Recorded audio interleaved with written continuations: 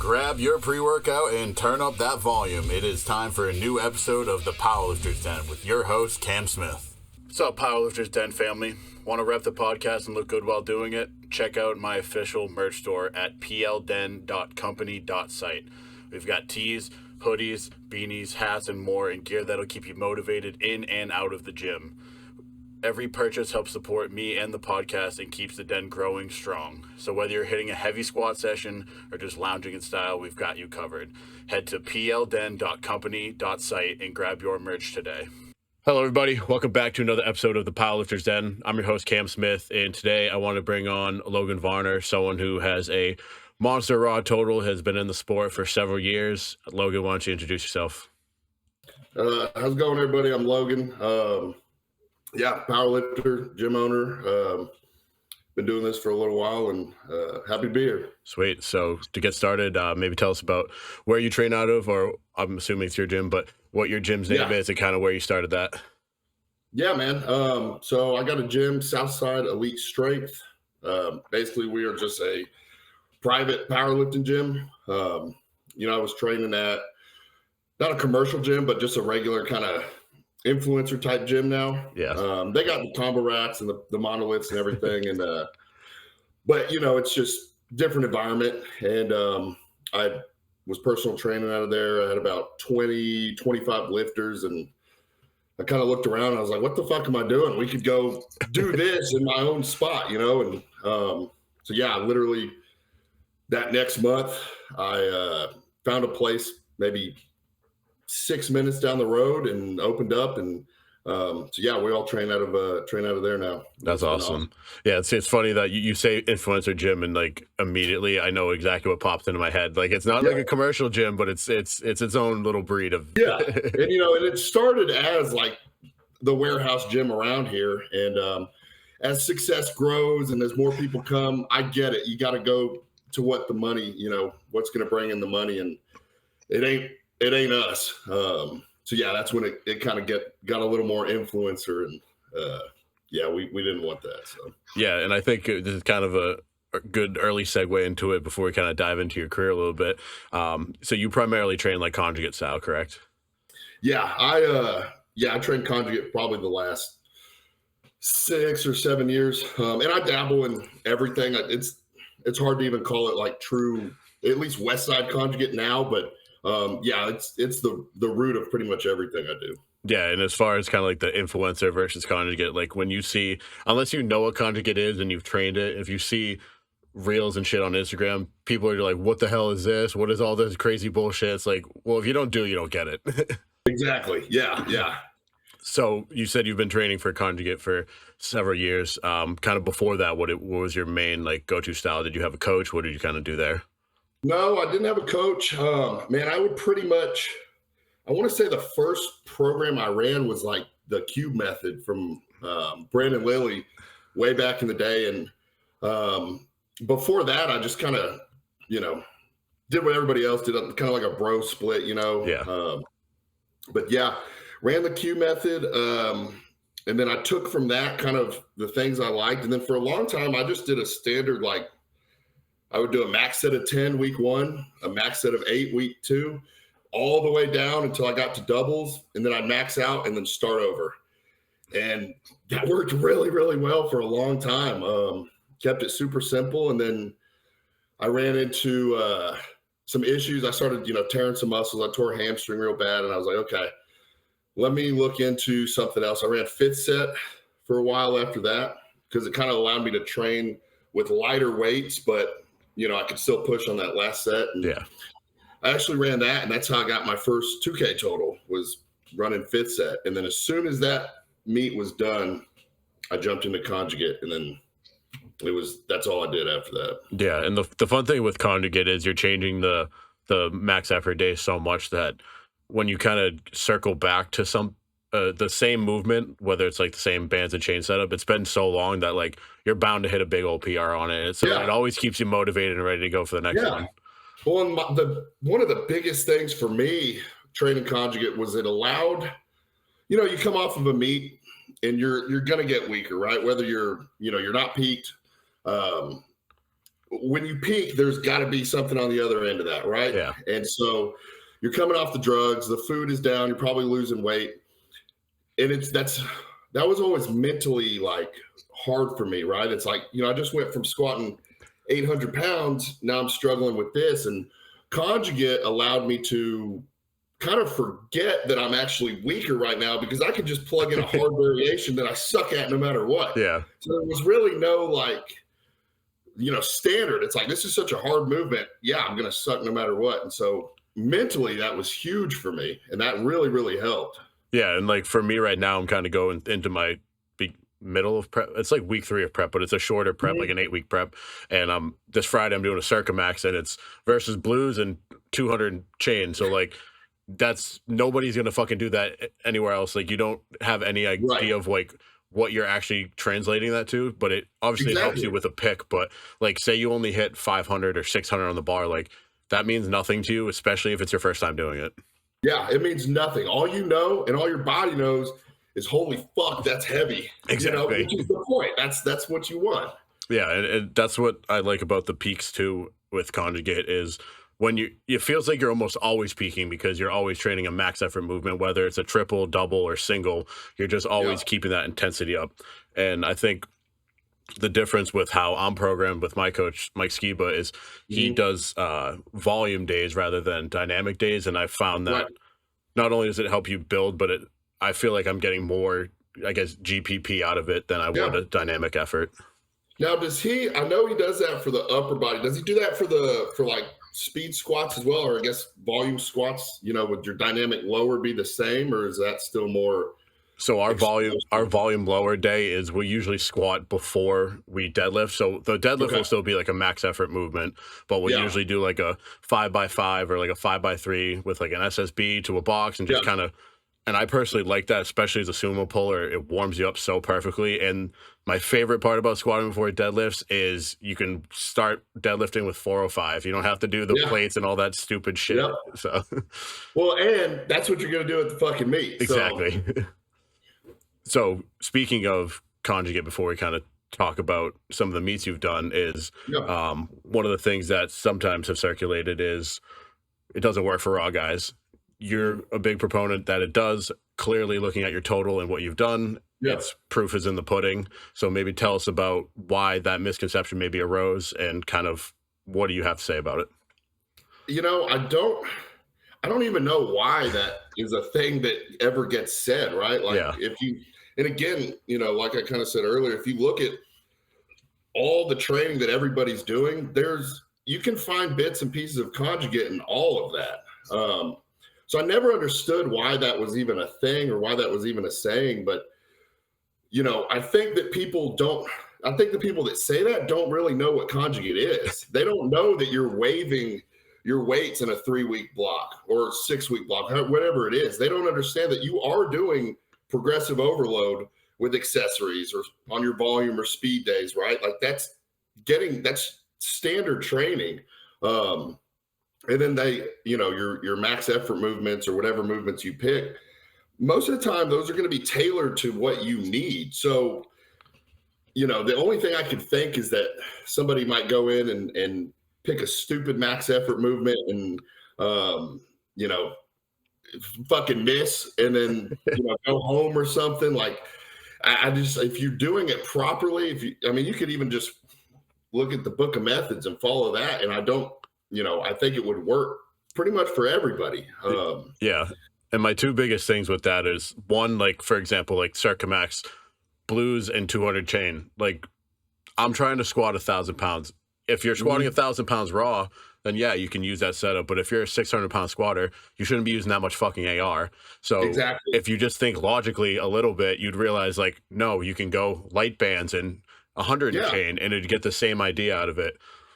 Well, and I've ran every type of wave and block you can think of with conjugate. I've got an entire year running conjugate without a single form of accommodating resistance, and I've had success. I've ran conjugate blocks where I deadlifted once every 5 weeks as my max effort movement, and I've still ended up with an 800-pound pull, So no matter which way I've plugged it in, which way I've done it, it's all worked as long as I've just put in the hard work, and didn't do anything super stupid. But Yeah. uh, and I think one of the things that gets lost is, let's say you're a 300-pound squatter or a 400-pound squatter, and you're going in, and yeah, you're using a shitload of accommodating resistance or whatever.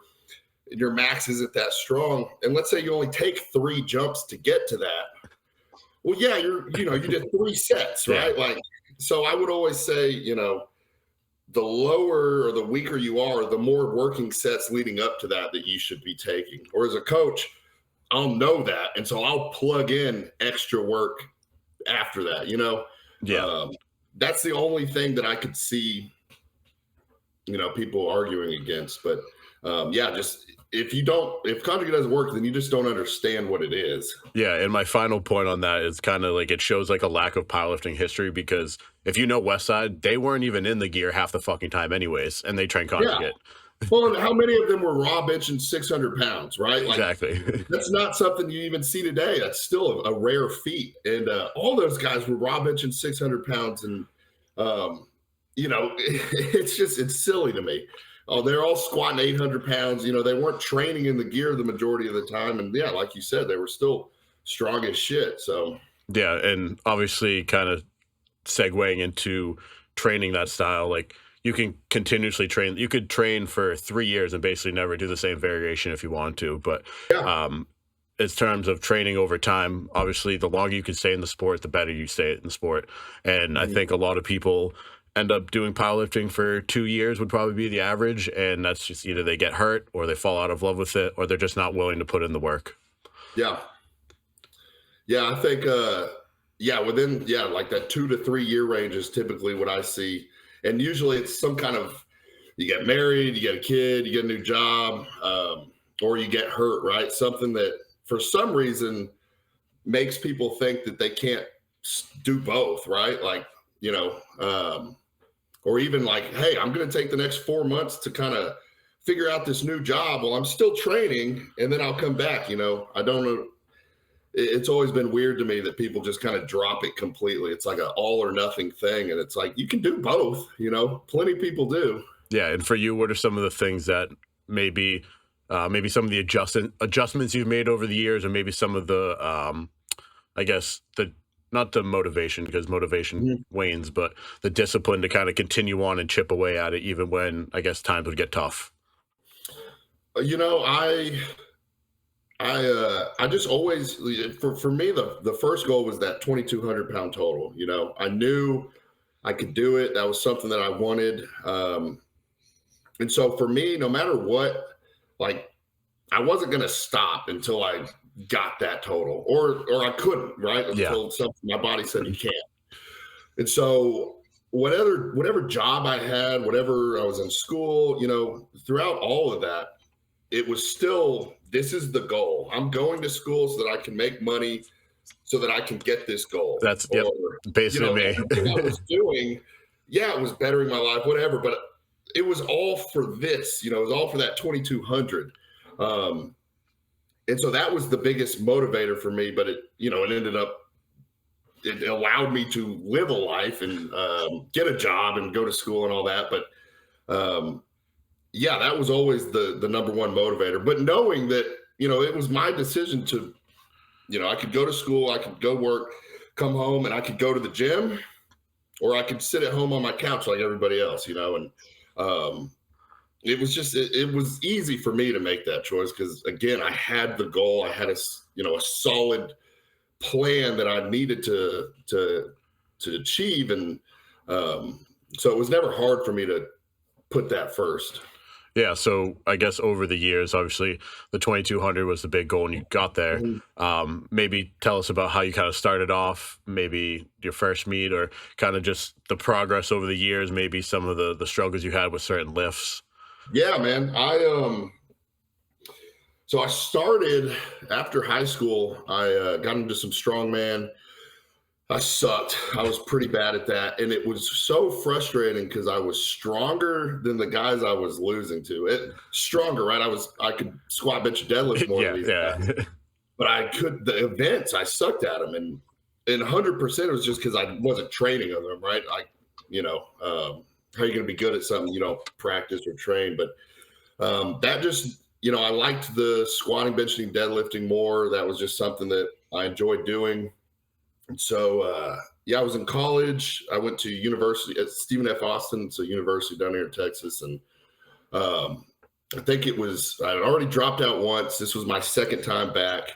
And I can't really remember what had happened, but it was like I was having a bad week, everything just was piling up. And I'm like, man, I need like a fucking win, and so I got online and I typed in powerlifting competitions near me, and a bunch of shit popped up. And there's an APA meet in McAllen, which is like from where I was, it was about 8 hours, and it was right there on the border of Mexico and Texas. So, and I never competed. I didn't have shit. I didn't have a belt. I didn't know what I was doing. And but I'd been training for, squat and deadlift. So I called my buddy and I was like, hey, I'm going to go do this powerlifting meet. Do you want to come? And he was like, yeah. So we drove down there and, I had a fucking blast. I won first. I think I totaled 1725. That was my first meet. And it was in like a high school gymnasium with like 15 people there, Yeah. And I walked in and I remember being like intimidated, I had hair at the time. So everybody was bald and big and tatted up. And I was like, fuck, man, what am I doing? And I ended up winning and having a fucking blast. And it's funny, on the way back, we didn't realize that getting there, you don't pass border patrol, but on the way back, you do. And we had a car full of pot and D-balls. We're like shooting out the window before we get there. And but we got through and everything was good. But yeah, after that, man, I was fucking hooked. And that pretty much took over from there. That's when I started researching everything I could, reaching out to everybody that I could. Like, hey, how do I get stronger? What do I need to do? And I just fell in love with it. And then that's what started. But reel me back in. I'll tend to get off topic. No, that's fine. You can rant as much as you want. I do love, one of my favorite things about this podcast is kind of just hearing everyone's different origin stories, because everyone has their own story which got them onto the platform, whether it's from coming from a sport. Like for me personally, it was I loved football, I loved lifting weights, and then I was like, oh shit, I can do this for fun and I could continue this after. I'm gonna do that. Or it's someone like for a female who's just in the gym and then maybe they saw a friend, they're like, oh, I'm gonna do this powerlifting competition, and then boom, next thing you know, they're like top 10 all time. Like it's just it's so cool to see just how one conversation can change the trajectory of someone's life. Yeah, I mean, like me, it changed my entire life. My whole purpose, everything. It just from that one meet, just going and doing that, and I've been able to witness and see that, as I'm sure you have with other people, and it's fucking cool, man. It's really cool. Yeah, and outside of just kind of the structure that powerlifting can provide and the discipline, there's so many lessons that you can learn from it, like adversity and overcoming injury and just time management. Like there's just so much more to it than actually lifting weights. Yeah, like the time management, dude. Even that, like, you got a busy fucking day and you got a meet coming up, you got to train. Everything in your day has to be on point, right? You can't spend an extra 10 minutes on your phone at breakfast, or you're not going to make this meeting or class or whatever. And you got to go straight from there. Everything, it can enhance everything if you let it. Yeah. And it also kind of teaches you to have no excuses. And that's something that I want to talk about with you, saying, because you have a chronic joint issue. And that's something that some people would be like, oh, I just can't be a powerlifter then. But you've clearly shown that you can tell your excuses to go fuck themselves. And so maybe tell us a little bit about what that issue is and kind of how you've adapted to it over time. Yeah. So leading into that meet where my first 22, I think it was my 2220 total, leading into that, I had felt really, really good. I started to kind of get a little bit of knee swelling, and doing what we do, I was squatting like 850 every week. It's like, that's fucking normal, right? Like I probably fucked something up. Yeah. And but it would come and go. and a few, after the meet, obviously I'm not squatting. I'm taking some time off, and the swelling just continued to happen. And then it started coming, and it would go in my left knee, and then it would go into my right knee. And it would happen every Tuesday. Now I squatted on Mondays. And so obviously I'm thinking, okay, my knees are getting fucked up from the squats on Monday. So I started lowering the weight, doing everything I could. I could not get the swelling to come out of my knees.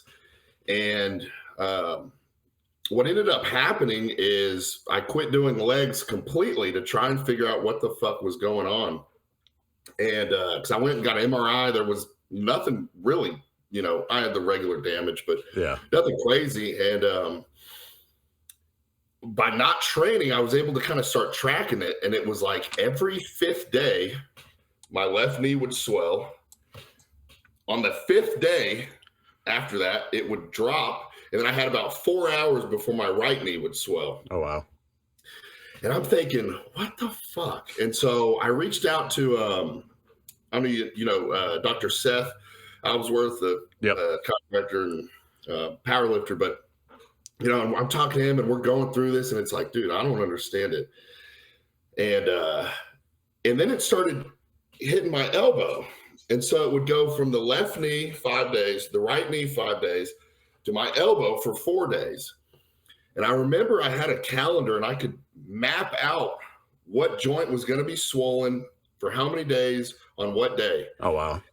And I'm like, I have no fucking idea what's going on. Because now I'm not training. It's not training related. It's been 6 months, and I'm going to doctors. Nobody knows what's happening. And one day I get on Reddit, and dude, if you got anything fucking going on in life, somebody on Reddit has done it. Yeah. And I found this fucking group, and it's called intermittent hydrothrosis, which is what the disease is called. And it was the exact same thing. It was on a fucking self-timered, thing. And so I went to the doctor, my rheumatologist, and I'm like, look, dude, I printed out all this stuff. I'm like, this is, I don't know what else. I mean, this is it. Yeah. And we ran some tests, and it's just like an autoimmune disorder where my body like produces a certain amount of synovial fluid, which is like the fluid in your joints. Yep. But it's at a synchronized thing, so that it all produces it at once for a certain set time, and then it stops. And it's just an internal clock that my body has. And so I was dealing with that, and finally I was like, well, fuck it, let me just see if I can squat. So I threw a knee wrap on, and because it didn't hurt, it was just the fluid. Yeah. And I was able to squat, and it actually pushed the fluid out. And so for about a year, I just, I'd spend about 30 minutes every day pushing the fluid out of the knee into my quad. And then I would, schedule my squat sessions to be on the days that I knew it wouldn't be swollen. And so it was wild. I tried a bunch of different medications. I finally got on one that hydroxychloroquine. I don't know if you know what that is, but basically it was what everybody was taking during COVID. And it ended up actually really, really helping it dramatically reduce the time of the swells. So I still get them, but it's only for like a day or two versus a whole week. But I had a whole, a long time of just, that first period of not knowing what the fuck it was, thinking I'm like, man, this is what I do. I'm a powerlifter. This is who I am. And, to not be able to do it was a really scary thing. And then, I was just like, fuck it. If it's going to fucking, they're already fucked. If something happens, what's the worst? They go in, fix it. Maybe it'll stop the swelling. That was my intention. And I just kind of learned to just, no matter like how shitty it felt with the fluid, I could always go in and work it out and still be able to do what I needed to do. Yeah. And I had to kind of adjust my squat. I can't really go knees forward. I'm real wide. I have to sit back. And but I made it work the Sounds best like I you should can. try multiply. Hey, dude, I definitely, that is definitely in the cards. I 100% want to do some multiply. I think, I mean, you clearly have the base for it, and if you're squatting wide, like, I mean, I've seen some of your squats, and with squatting Yeah, wide like that, you're basically already doing what you need to do for that. But as far as yeah. the not injury, but the ailment, I guess you have, it's kind of cool to see how you were able to kind of turn it down to like you said, an internal clock. That's something that a lot of people wouldn't even take the time or effort to even look into. They would just keep going to doctors, and they would have Yeah. no answers and be like, all right, fuck it, I'm done, I'll deal with it. But and another thing, sorry to rant here, but another thing Oh, that I'm go for it. interested to see is, I know that synovial fluid is basically what keeps your joints working. It's your joints Mhm. lubricant. So with it producing extra, it should be interesting to see over the next few years just how healthy your joints are, whether they're healthier because there's more or vice versa. Yeah. Yeah. Well, it's a weird thing. It's like, are they overproducing during this small amount of time and then not producing? Because one of the theories is that they're always producing fluid. Let's say you have 1,000 little things producing this synovial fluid, and they're always going at different times, right, to Hmm. keep everything smooth. One of the theories is that mine are all producing at once and then not producing at all, so that's why it's the buildup. Yeah, it's just a very weird thing. But one of the interesting things, like you said, is most people would just accept it. And I'm in a couple groups on Facebook and like with other people that have it because it is pretty rare. And yeah, most of them just they fucking suffer and they don't do anything. They're on a ton of medication, and it's every day there's just another post about how it's affecting them. And yeah, I'm like, you guys, this is your health, your body. Take it into your own hands and do something. Yeah, and as far as just the over the course of being in a career for 10 years like that, it's something that if you were if this were to happen to someone at the beginning of their powerlifting career, they might just hang it up early. But you were Yeah, someone who had a goal, you've been in it for a while, you said, I'm going to keep going. And yeah, it's something that kind of training over time like that, like it shows that sticking with it is going to lead to better results. yeah, 100%. Yeah, and really, like, again, to spring off that, yeah, the longer that you can stay and compete, the stronger you're going to be. That's one thing I always tell my newer guys. I'm like, look, dude, like, you just do this for 10 years and you will be absolutely amazed at how big and strong everything that you want to do is just 10 years away. I'm like, just do it long enough, and I promise you'll get everything you want. Yeah, and it's funny because this is kind of relevant to, I guess, I mean, I've only done one multiply meet, but I'm starting to kind of creep into that territory where it's kind of the point where you need to worry more about staying healthy and staying safe than Yeah. actually busting your ass and training hard. Yep. Obviously, you still need to train hard, but you need to train smarter at this point. Once you get to that certain weight, because at the end of the day, 1,000 pounds is 1,000 pounds. It doesn't matter how Yep. strong you are. And it's a fine fucking line between, okay, I got to push so I can hit this next time, but I don't want to fuck myself up. Yeah, and like with prep now, it's something that I've learned, whether it's raw gear, doesn't matter, is something I implement or try to, depends on the environment, the energy, who's there. But with max effort movements, trying to leave a jump in the tank, not a hundred Yep. pound jump, but maybe hit something that 20 pounds lighter than that would be a full RPE Yeah. 10. I always that, and that's one of the things that, and again, starting when I started conjugate, it was max effort, RP 10. The longer you do it, the more you realize I can't fucking do that. Even though the variations are changing, for me at least, I have to leave one jump in the tank, whether that's like I like to call it like an RP 8.5, right? Like I could probably add 20, 30 pounds, but is it worth it? Most of the time it's not. So Yeah, and the big thing from that too is you're still getting the stimulus you need, especially in a peaking phase, to hit the exactly. number you want. And like, especially with the conjugate movement, most of the time it's way different than a comp movement. So it's Yeah. not like oh, if I don't hit this, I can't hit this in comp. Right. Right. If I'm doing a banded good morning with an SSB bar, bands to the sides, bands out front, does it really matter if it's RP 10 or 9, right? Like that last little jump isn't really going to make or break my fucking squat. 6 weeks from now, you know? Yeah, it's good. If It could break anything, it. It could break it it. could It's not definitely gonna make it. exactly what I was about to say. It could definitely end your prep very fast. Which I've had happen, right? You know, sometimes you have to do it to learn from it, but Yeah, so I guess maybe talking about some of the meets, I know you said that you pulled 800 pounds with a duct taped oblique for a win. Tell us about that. yeah. So that was my first meet back after all the joint shit. And so it was a big meet for me. One, I was just fucking scared, right? Like, Yeah. you know, I still didn't know, are my knees gonna explode? Like maybe it is just some fucked up thing. But yeah, so I ended up squatting, like going into that meet, I had torn my TFL, Oof. which was already like causing some issues. And so going into that, I was a little banged up, but I ended up hitting like an 860, I think an 860 third attempt squat, which was a little lower than what I had wanted. But again, after, you know, the whole year, that was good for me. Hit a good bench. And then, so I had pulled I think 805 in training, and it flew.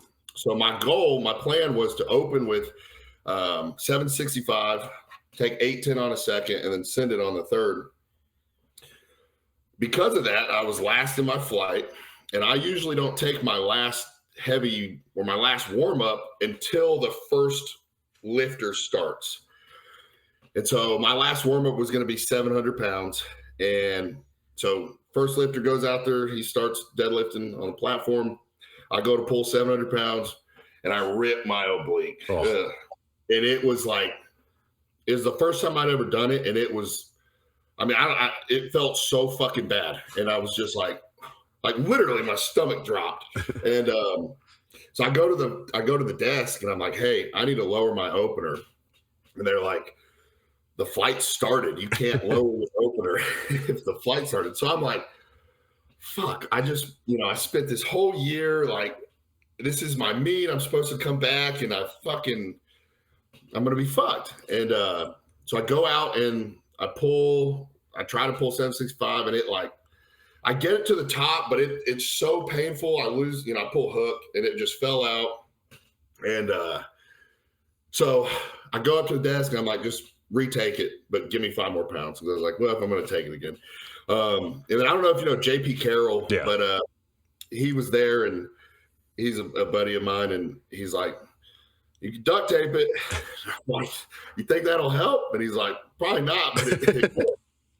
And so he went and grabbed 2 rolls of duct tape, and we just completely duct taped the side all the way around through the belt on. And it really did kind of condense everything. But now you're pushing against like this rolled up duct tape plus the oblique. And yeah, I ended up pulling 7. I got that one. And then I'm like, you know, I'm in so much pain. Like, whatever, fuck it. Give me 800 if I'm here. And that's what I needed to win. And so, yeah, put 800, or I think it was 799, you know, whatever the kilo is, but I always say 8. And yeah, I pulled that shit, and it was, you know, sometimes you think like, man, maybe I won't feel it because like the adrenaline and like it's such a big weight. Dude, that was the most painful fucking pull I could do. And yeah, it felt like it ripped even more, like halfway up, you know, I could just feel my insides all jacked up. But yeah, I got the lift, and it actually was a good thing because I tore it the next meet I did, or 2 meets later, and I knew like, hey, you can still pull 800 plus with a torn oblique. And I did the same thing. So yeah, it was actually I mean, it sucked at the moment, but again, it's a learning thing, right? Like now I know I can tap into that if it ever happens. Yeah, I was going to say, my next question was it worth it? Oh, fuck yeah, dude. Yeah, always. Yeah. I would have, you know, for a split second, there's a little bit of you that's like, fuck it, I'm just going to call it. It's not worth it. You know, I was like, I'm not going to PR my total. But I would have, you know, going home, I would have just been sick, you know, knowing that I didn't give it all. Yeah, I think so that's, yeah, it was 100% worth it. And again, like I said, I was able to do it again, you know, torn oblique, pulled 8 in my last meet. So it was a good learning thing. Like, hey, you know, you can do this. So yeah, that's something funny too, kind of that that powerlifter's mindset. If you're not a powerlifter, it's so hard to grasp the like, oh, he just got injured. Duh, he's gonna go sit the rest of it out. It's like, no, you don't fucking understand. And the first example I think of was my friend Connor Boyle at competed at Holy Wars this past November. Yeah. He smoked his third deadlift, and the master's record was 788, and we are like, all right, you're gonna pull. He's like, no, I think I'm just gonna call it. Like, we had a good meet. And then we're like, what the fuck, like this is crazy. And then he comes back like 2 minutes later. He goes, what the fuck am I thinking? Load the bar. And he goes out there and smokes it. We're like, see, like that's something that if you're not a powerlifter, you would never do. No. Well, like that's a testament to you guys and your training crew and the people that you surround yourself with, because we all have that little moment of doubt. Thankfully, y'all were there to say, dude, fucking pull this, you know. If my guys weren't there, if JP wasn't there, you know, saying, hey, duct tape this shit, man up and do it. You know, who knows what would have happened. So I think that's awesome that he did that and that y'all were able to like get on his ass. Exactly. Do it, you know? And that's why I think crews are so important. And I've had this discussion with other guests multiple times of like why just because you're a raw lifter doesn't mean you don't need a crew. It's they can be the gas pedal and the brakes for you. Like sometimes you need someone to tell you like, yo, chill the fuck out, you're gonna get hurt. But sometimes you need someone to tell you, be like, dude, I know that moved a little hard, you fucked this up, but if you do this right, you're gonna kill it. Like go out there and get that shit. Or even like, you know, when you're in training and it feels like shit, but it looks fine. Yeah. Sometimes you need those training partners to be like, dude, it flew. Felt like shit, but it flew. Go up. You're good. Yeah, I think if you're not training in it with a crew or with other, you don't even have to be doing the same fucking movement. Just get in there with other people. You know, it's a huge disservice to yourself if you're not with a crew.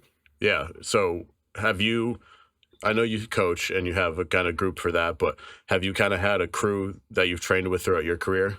Yeah, man, I have. I've trained with pretty much the same 3 to 5 people for most of my career. And it's been really cool because, you know, I was always stronger than them. But, you know, as the years have gone past, one of my longest trained partner, my best buddy, he benches more than me now. He just beat me at the last meet. And so on our board, he's got a fucking crown. That's his name on the bench. He put a crown in my office. You know, he's the bench king. You know, so it's cool. We've had this rivalry and this battle, and we just push each other. And yeah, being with a crew like that, I mean, you know, like I was just telling you the other day, my shit felt bad, man. It felt bad, and I had to work up to 900 plus. And he's like, dude, it feels bad, but it looks on fucking point, you know. Get out of your head and do it. And if he wasn't there, I probably wouldn't have done it. I would have shut it down because it felt bad. And it's just huge. They know how you lift. They know how things should look. They know when you're off. So yeah, I've been lucky enough to have a same kind of crew when we all have the same mentality and we've all kind of built our lives around powerlifting and being able to do this. Our jobs, our careers, everything has been made so that we can powerlift as our number one priority. So it's been cool. Yeah, and I think I know the answer to this question, but just for people listening, do you guys do things outside of the gym? Like together, us? Yep. I don't think so. No, we don't really. Oh, really?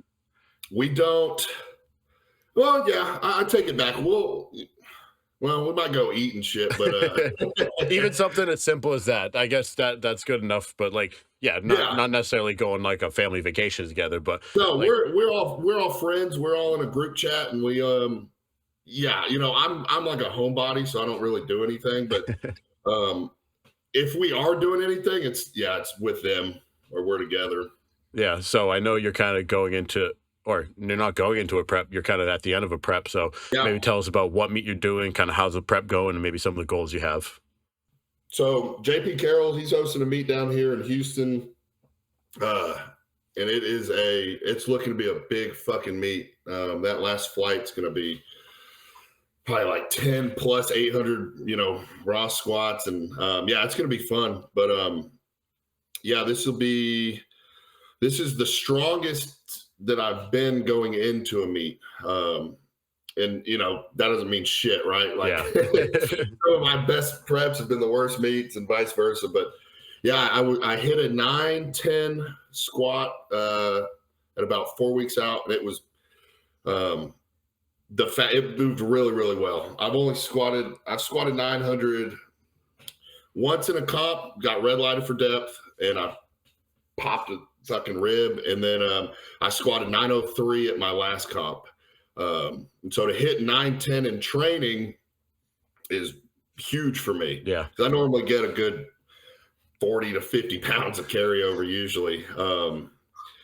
Bench has been good. I hit my best bench ever is 535. I'm just plagued with like pec tears and of course the last bench last Monday I popped a pec. Oh, actually, before you continue, I want to talk to you about that real quick. So I actually Yeah. literally just strained my pec yesterday. I think it's a Yeah. minor sprain, but I guess maybe for someone like me, some advice maybe to kind of I got to get in the shirt on Sunday. So like, Yeah. what are some of the things that you do like immediately after? What are some of the things that you've seen that have worked to kind of get you?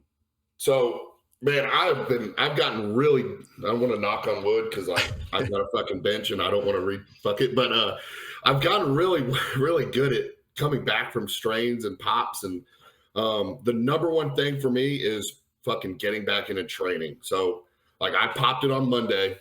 Tuesday, I did 10 by 10 with the bar, and I did about 500 flies with a band, right? Yep.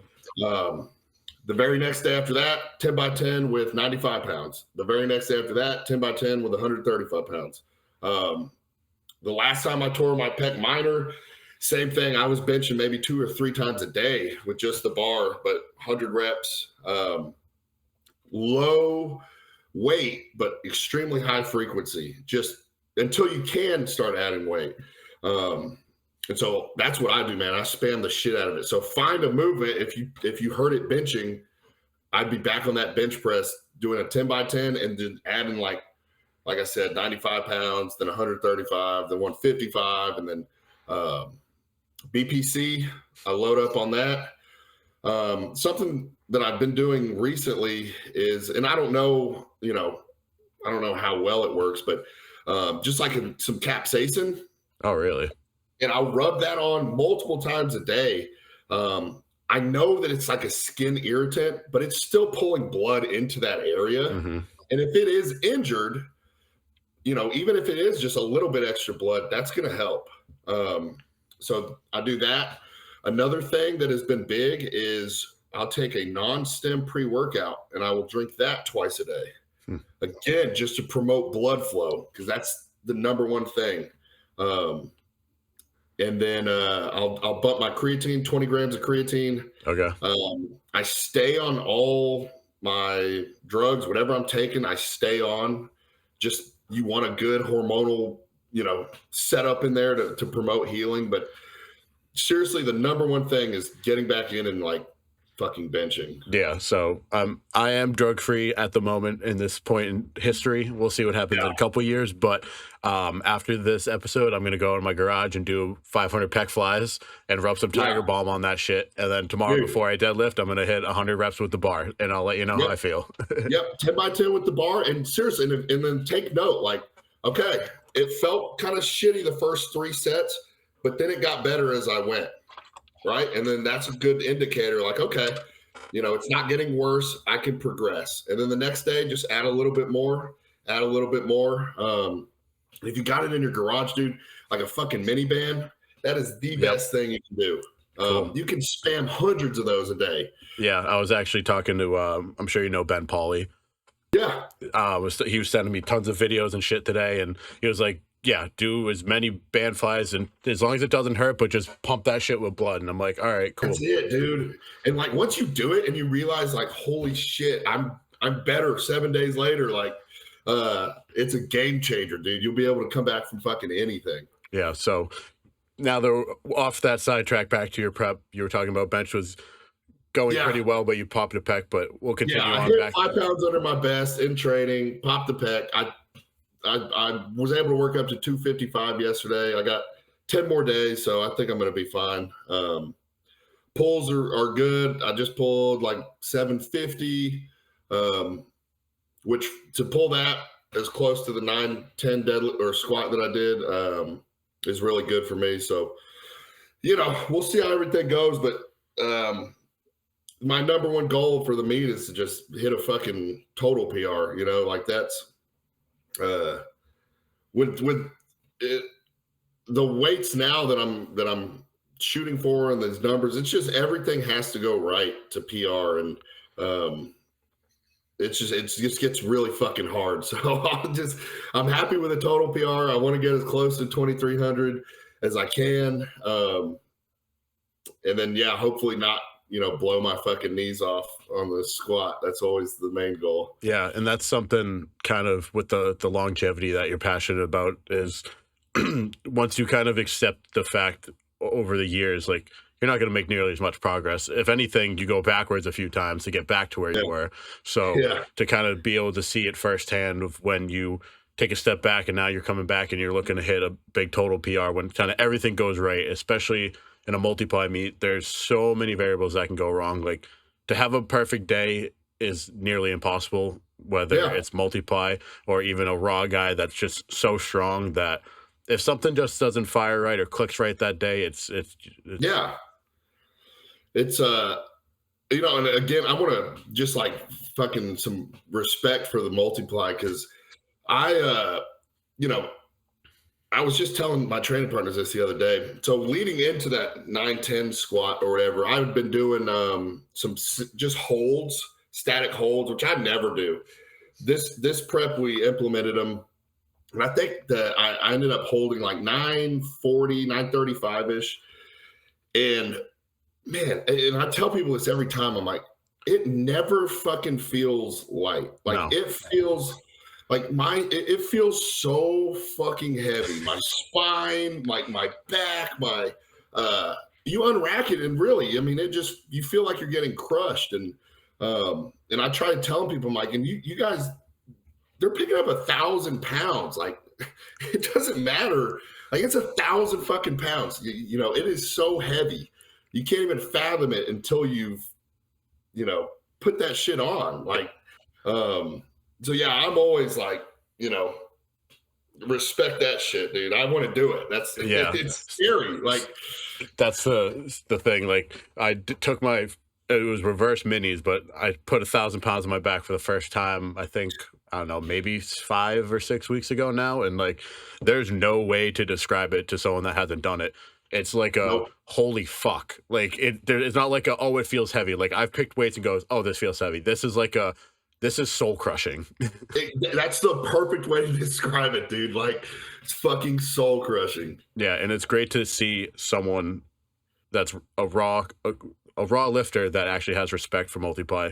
I mean, and if you kind of look at it, if you look at the top 10 totals of most weight classes, that person is either in a crew with a multiply lifter, they've either done multiply, or they respect it. And it's something that I don't understand the segregation between it. I've talked about it 100 times, but it's the proof's in the pudding. If you see these insane high level raw lifters training with them, they clearly are getting something from it. So like, listen up.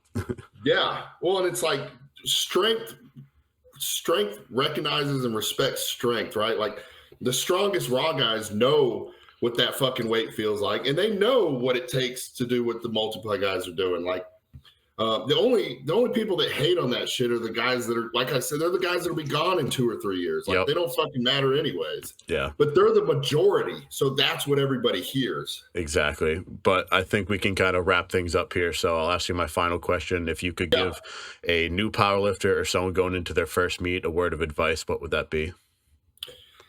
First meet? Man, just try to have fun. Try to have fun and don't be intimidated. It's an intimidating thing going into it, at least like I did. You don't know that everybody's fucking nice. You don't know that the biggest, strongest dude there is probably the nicest fucking guy in the whole place. Yep. And is more willing to help you, than anybody. So yeah, my advice going into a first meet is to just have fun, ask questions, try not to get in anybody's way, but like, be respectful, and people will want to help. People want to see you do good. And I promise you, nobody knows what you're lifting. I'm the strongest dude in my gym. There's probably nobody in there that knows my fucking numbers, right? Like nobody knows. Everybody really is there for their own numbers. So don't be intimidated by what you're lifting. I promise nobody knows. And just try and have fun. Yeah, I'll add one more to that. Go up to the biggest, scariest looking dude and become his friend. You'll learn a lot. Fuck yeah. Yeah, 100%. Well, I wanted to thank you again for taking the time to come on. It was my pleasure. Yeah, man, it was awesome, dude. Thanks for having me.